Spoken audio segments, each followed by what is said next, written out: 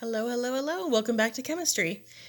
Today's lesson we will be focusing on combining mole to gram conversions with molar mass, which means we're going to be doing these conversions with actual compounds and not just elements, okay?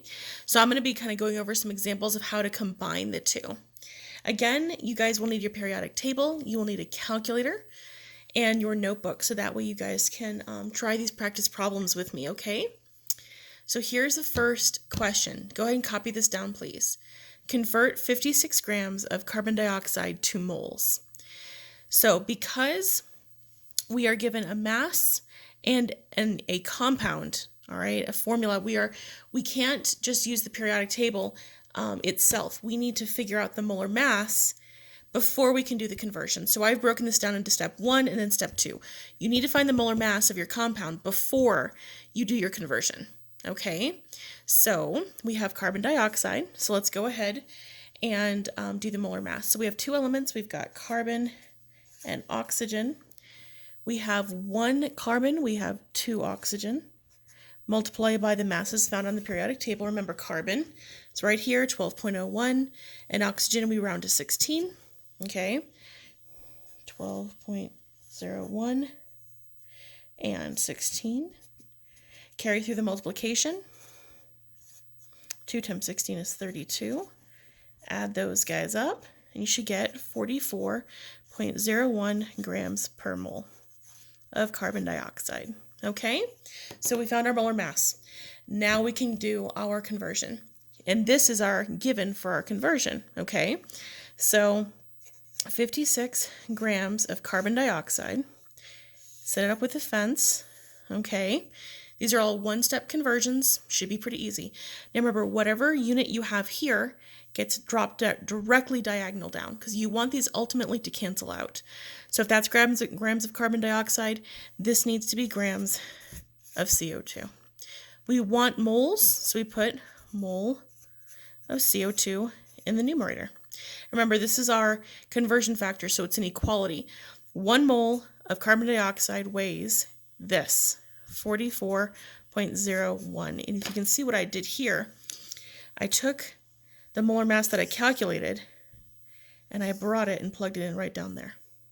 Okay, so if you're wondering where I got that number, it's what we are just calculated. So multiply across the top.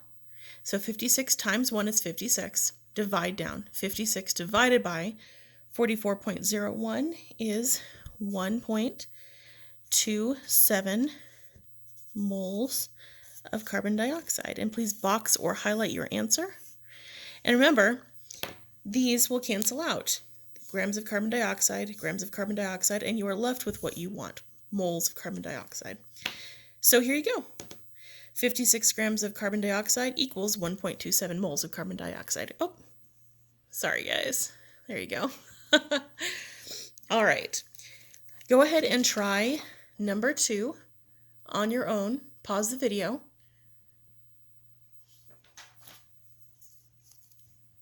All right, I'm going to assume you went ahead and did that. So we need to figure out our molar mass for aluminum oxide. All right, so we have two elements. We have aluminum and we have oxygen. We have 2 aluminum. We have 3 oxygen. Multiply by their masses. Aluminum is 26.98, so keep that. 26.98. Oxygen is 16. All right, if you do the multiplications, 2 times 26.98 is 53.96, and 3 times 16 is 48. Go ahead and add those up, and you should get 101.96 grams per mole of aluminum oxide. So that's our molar mass. Now we can do the conversion. So 354.5 grams aluminum oxide. Okay. If that's grams of aluminum oxide, we bring grams of aluminum oxide right down here. And we want moles again, 2 moles, so we have 1 mole. Guys, don't forget to use your units. If you don't use units, you're gonna put these numbers in the wrong places, and the whole thing will be wrong. You need to use your units, okay? So now I'm going to take the molar mass that I just calculated here, and I'm going to plug it in right there, okay? So 101.96.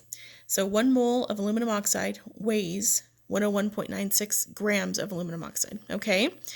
So now we have everything in place. We can go ahead and start our conversion. So 354.5 times 1 is the same, divided by 101.96, and you should get, I'm going to go ahead and put this down here, 3.48 moles of aluminum oxide. There you go. And again, these units cancel out and we are left with a unit that we want. All right, go ahead and try number 3 on your own. Pause the video.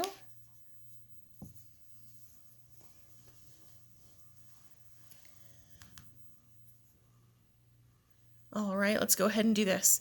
So again, we have lithium nitride. We have 2 elements. So let's do that. We have lithium, we have nitrogen, we have 3 lithium, we have 1 nitrogen.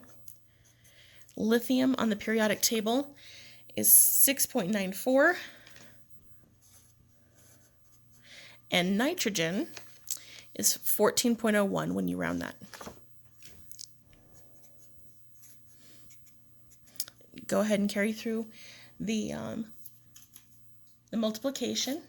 3 times 6.94 should be 20.82. 1 times 14.01 is 14.01. Go ahead and add those up. Should be 34.83 grams per mole. Okay, got our molar mass. Now we can start doing our conversion. So we have 12.89 grams lithium nitride. Okay, grams goes down here. This won't always be grams. In fact, our next problem will demonstrate that. And we want moles. Okay, so 1 mole weighs, right up here, 34.83. And again, that is our molar mass. That's what I plugged in right there. That's why we had to do this first. Okay, 12.89 times 1 is 12.89.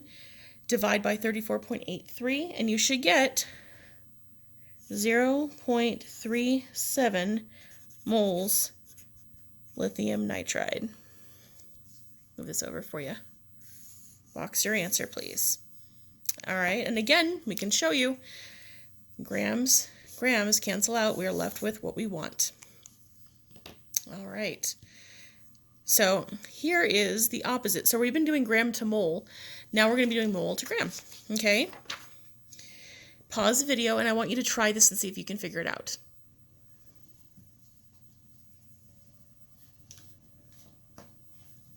All right, let's go ahead and go over that answer. So we have 8 moles of HF, which is hydrofluoric acid, to grams. So now we're going from moles to grams, not grams to moles. First things first, we always figure out our molar mass. So we have hydrogen, we have fluorine, we have 1 of each. Hydrogen is 1.01, always. Fluorine, 18.998. You can round that to 19. That is okay. 1.01, 19. That gives you 20.01 grams per mole. All right, so we have our molar mass. Let's go ahead and do our conversion then, okay? So we have 8.0 moles of hydrogen fluoride or hydrofluoric acid. And look, moles of hydrofluoric acid, we put moles hydrofluoric acid. These need to be the same units, okay? Always. We want grams, so I put grams up here. Grams hydrofluoric acid. So 1 mole of hydrofluoric acid weighs 20.01 grams. And again, just for visualization, that goes there. All right, now we can go ahead and do our math.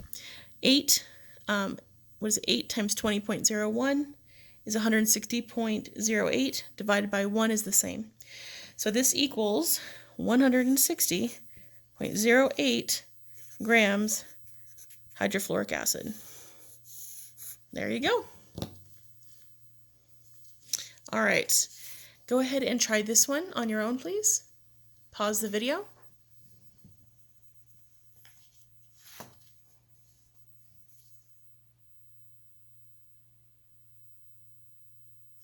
Alrighty, let's go ahead and go over this.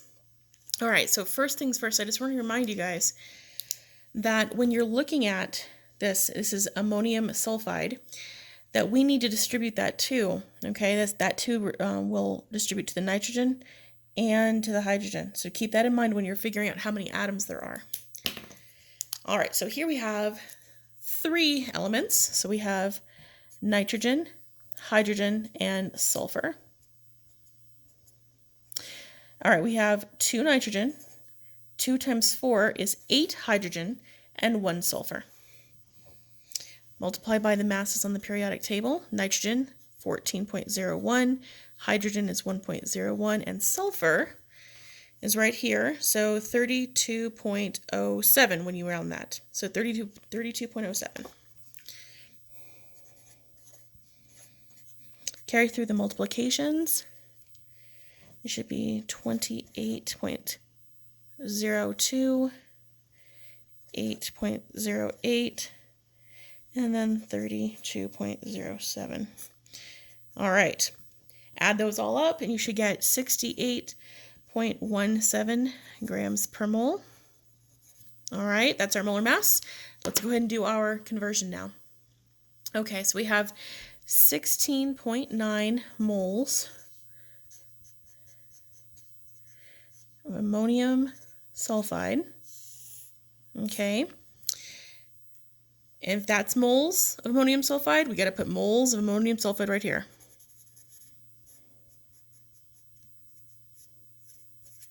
And we want grams, so that's what we put up here. Grams of ammonium sulfide. All right.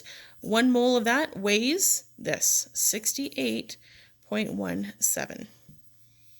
All right, and just for consistency, this is where I get that number. Okay. Now, remember, multiply across the top, hit enter on your calculator, and then divide. So 16.9 times 68.17 should be 1,152.07. Divide by 1 is the same. So our answer .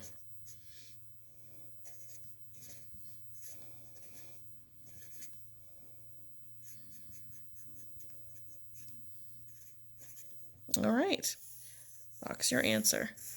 And if you're like, well, that's not sig figs, yeah, you're right. I'm not doing sig figs with this stuff right now. You're absolutely right. So, good job. Alrighty, guys. So that is how you do mole to gram and gram to mole conversions with compounds and your molar mass. All right. Have a good day.